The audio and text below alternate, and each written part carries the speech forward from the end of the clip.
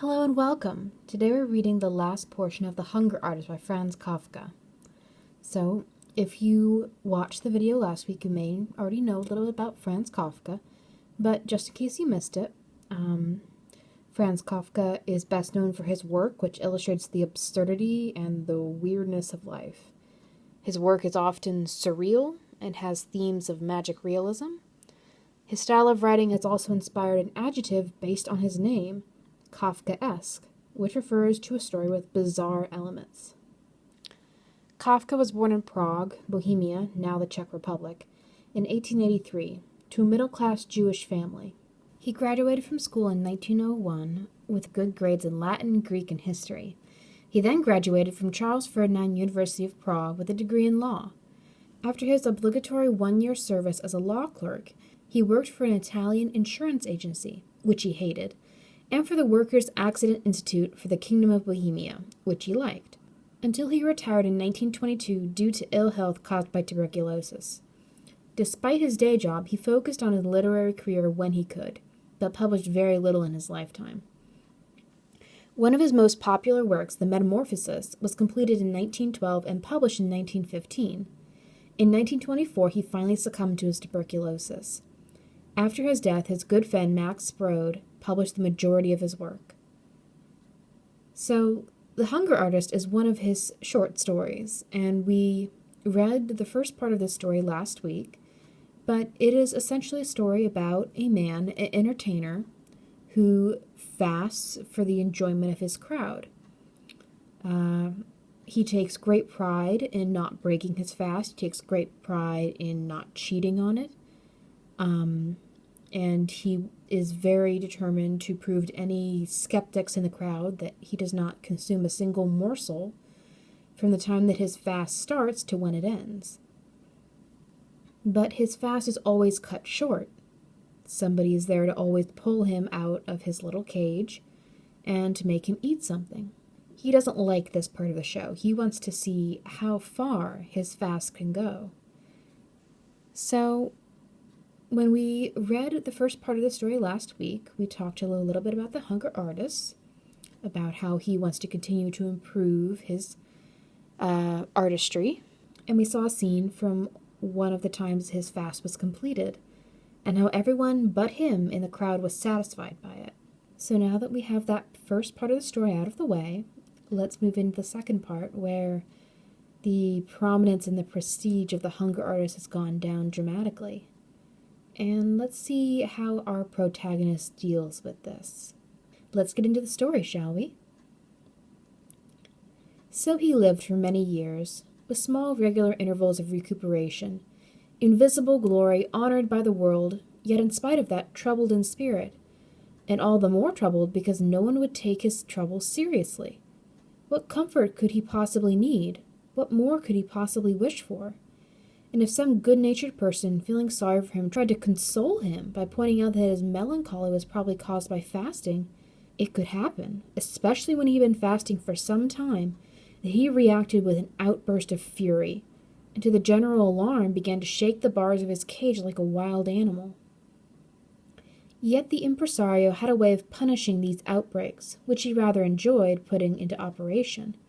He would apologize publicly for the artist's behavior, which was only to be excused, he admitted, because of the irritability caused by fasting, a condition hardly to be understood by well-fed people.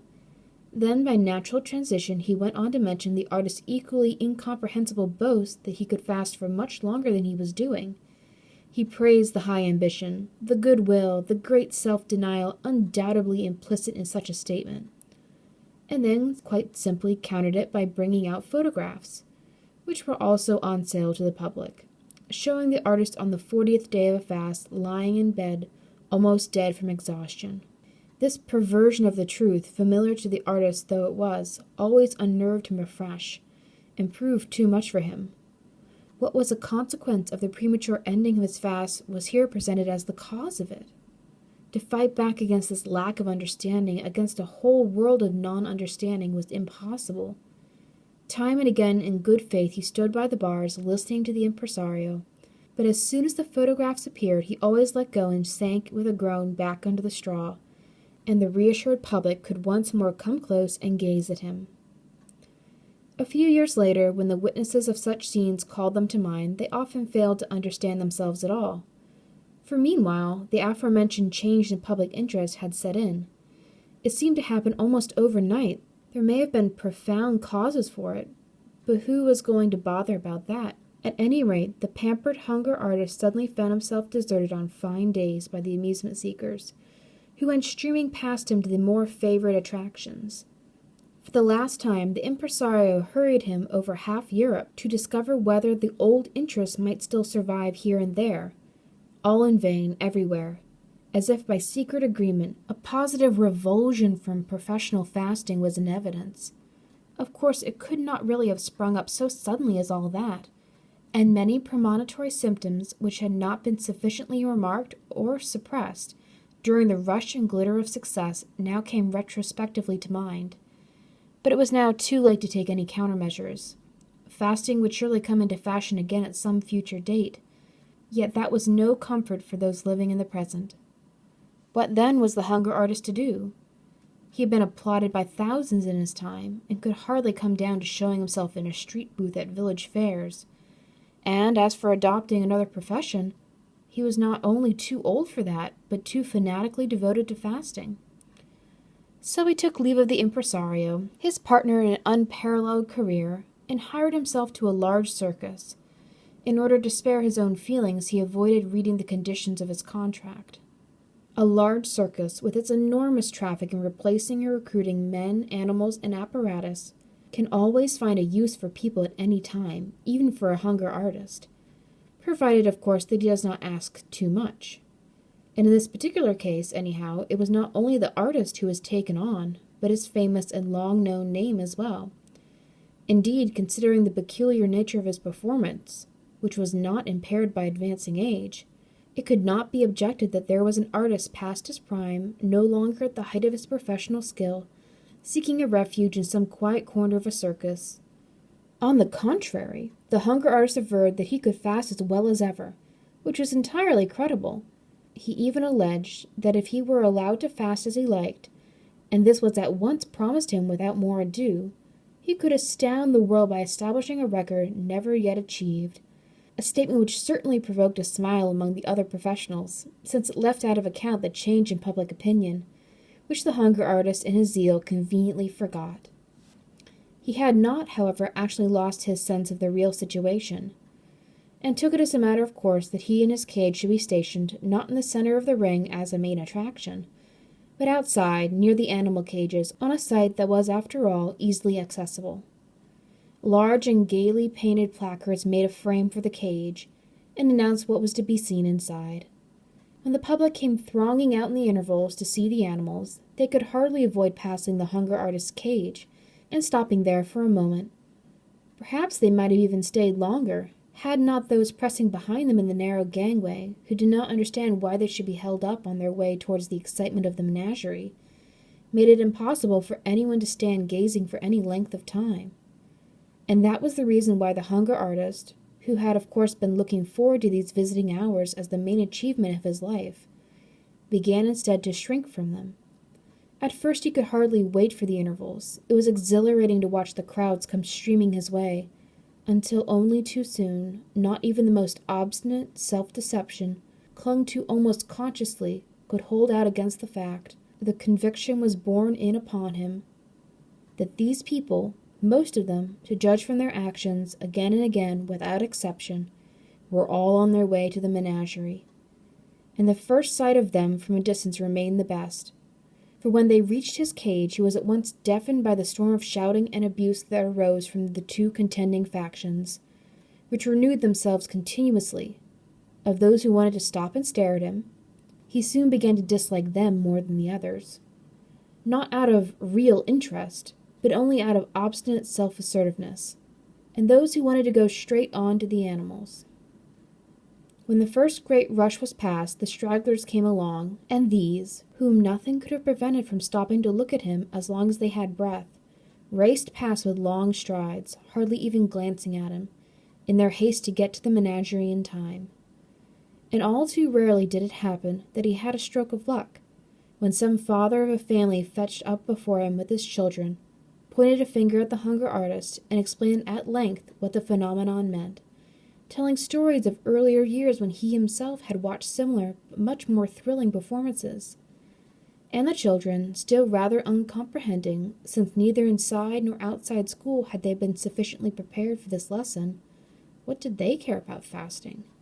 Yet showed by the brightness of their intent eyes that new and better times might be coming. Perhaps, said the hunger artist to himself many a time, things would be a little better if his cage were set not quite so near the menagerie. That made it too easy for people to make their choice, to say nothing of what he suffered from the stench of the menagerie. The animal's restlessness by night, the carrying past of raw lumps of flesh for the beasts of prey, the roaring at feeding times, depressed him continually. But he did not dare to lodge a complaint with the management. After all, he had the animals to thank for the troop of people who passed his cage, among whom there might always be one here and there to take an interest in him, and who could tell where they might seclude him if he called attention to his existence, and thereby to the fact that, strictly speaking, he was only an impediment on the way to the menagerie. A small impediment, to be sure, one that grew steadily less. People grew familiar with the strange idea that they could be expected, in times like these, to take an interest in a hunger artist, and with this familiarity, the verdict went out against him. He might fast as much as he could, and he did so, but nothing could save him now. People passed him by. Just try to explain to anyone the art of fasting. Anyone who has no feeling for it cannot be made to understand it. The fine placards grew dirty and illegible. They were torn down. The little notice board showing the number of fast days achieved, which at first was changed carefully every day, had long stayed at the same figure. For after the first few weeks, even this small task seemed pointless to the staff. And so the artist simply fasted on, as he had once dreamed of doing. And it was no trouble to him, just as he had always foretold. But no one counted the days. No one, not even the artist himself, knew what records he was already breaking, and his heart became heavy. And when once in a while some leisurely passer-by stopped, made merry over the old figure on the board, and spoke of swindling, that was in its own way the stupidest lie ever invented by indifference and inborn malice. Since it was not the hunger artist who was cheating, he was working honestly, but the world was cheating him of his reward. Many more days went by, however, and that too came to an end. An overseer's eye fell on the cage one day, and he asked the attendants why this perfectly good cage should be left standing there unused with dirty straw inside it. Nobody knew, until one man, helped out by the notice board, remembered about the hunger artist. They poked into the straw with sticks and found him in it. "Are you still fasting?" asked the overseer. "When on earth do you mean to stop?" "Forgive me, everybody," whispered the hunger artist. Only the overseer, who had his ear to the bars, understood him.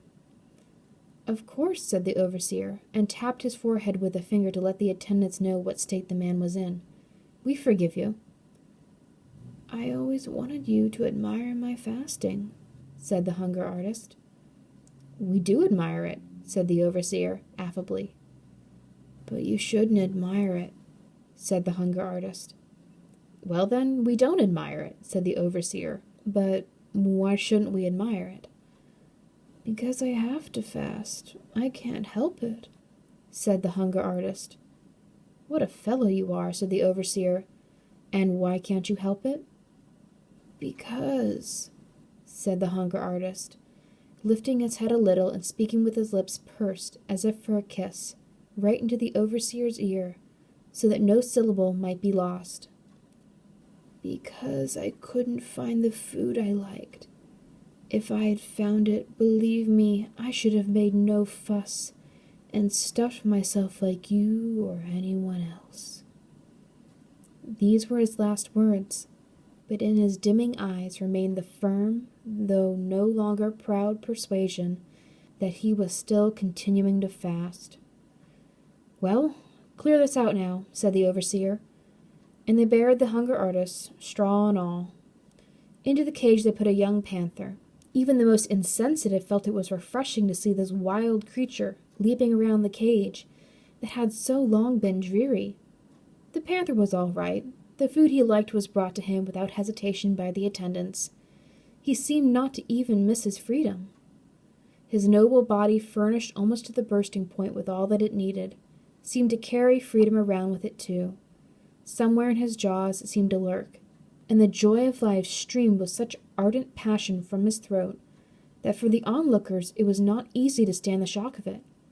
But they braced themselves, crowded around the cage, and did not ever want to move away. So, that was the ending of The Hunger Artist. It wasn't precisely what you would call happy. It's kind of a shame he never found anything he liked to eat.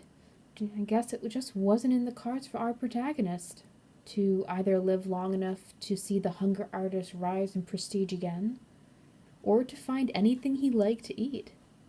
So, I hope you enjoyed listening, and if you want to find more books by Franz Kafka, we do have several of his works in the library, so feel free to reach out and borrow them and take them home to read.